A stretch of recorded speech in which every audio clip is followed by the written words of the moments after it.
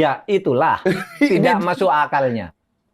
Tidak masuk akalnya. Kenapa kalau dana sosial kok disimpan di balik tembok dan dirahasiakan? Kalau dana sosial kan simpan di bank. Kalau tidak berani ngamalkan di rumah. Kenapa?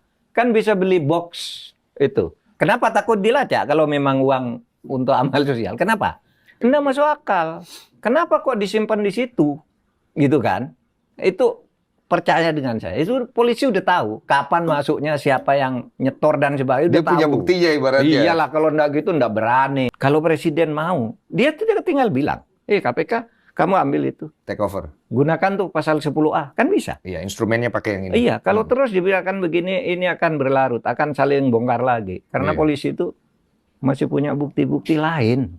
Sebaliknya, kejaksaan juga punya bukti-bukti banyak untuk saling bongkar seperti itu. Tapi kata pengacara Don Rito itu buat dana sosialnya Don Rito.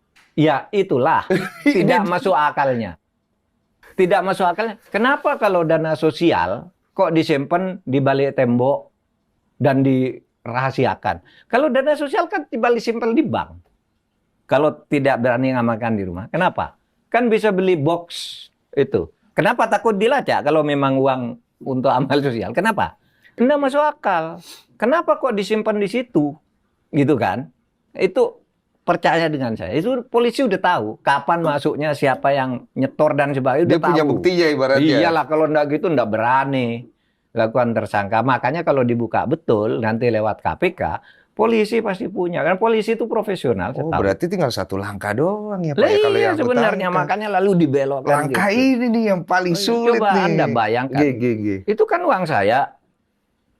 Ya kenapa disembunyikan kalau uang sah? Saya tidak bisa ngamankan sendiri. Kenapa tidak di bank? Kan logikanya begitu. Padahal sebelumnya dia juga, Don Rito tuh bilang, wah saya ini hanya menjadi korban pertarungan dua gajah ini. Saya hanya kelinci kecil. Artinya yang ada di atas dia yang salah ini. Dia itu hanya nyimpen. Tapi kemudian sudah tersangka dia ngaku dua hal. Satu, yaitu uang saya. Yang kedua, itu uang untuk yayasan sosial. Yayasan sosial dan pendidikan gitu. Wih, di mana Yayasan Sosial dan Pendidikan punya uang 465 miliar? Iya kan? Dan kenapa kalau Yayasan Sosial kok tidak dimasukkan di bank saja, ada bunganya? Kenapa harus dijaga tentara? Itu semua logika-logika yang mengantarkan nanti pada keyakinan hakim dan mengantarkan pada proses pembuktian.